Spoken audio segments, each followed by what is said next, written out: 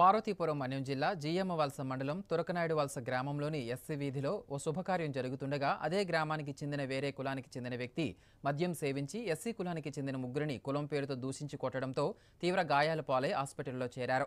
ఈ నేపథ్యంలో బాధితులు జీఎమ్మవలస పోలీసులకు ఫిర్యాదు చేయడంతో ఆ వ్యక్తిపై కేసు నమోదు చేశారు.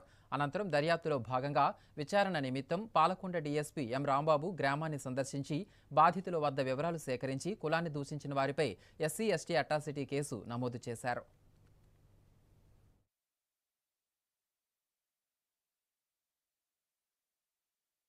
తురకనాయుడు వలసలో ఎత్తుల హరి అని చెప్పి నిన్న ఫంక్షన్ అయింది అలా ఈ ఊర్లో.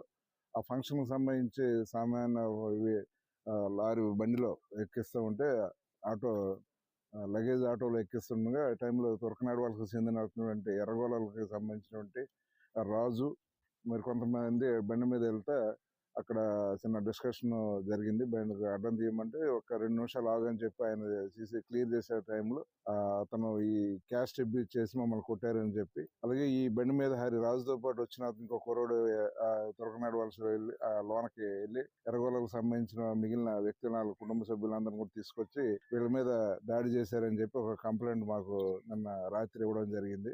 అది బత్తెలి జీఎంవలస పోలీస్ స్టేషన్ గా కేసుగా నమోదు చేశాము.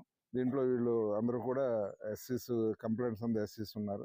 అందువల్ల ఎస్సీ ఎస్టీ కేసు మరి హత్య కేసును నమోదు చేసి దర్యాప్తు చేస్తున్నాం.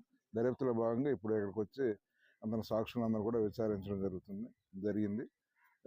తదుపరి చర్యలను కూడా చట్టపరంగా ఏమైతే చర్యలు తీసుకోవాలో అన్ని కూడా మేము తీసుకోవడం జరుగుతుంది.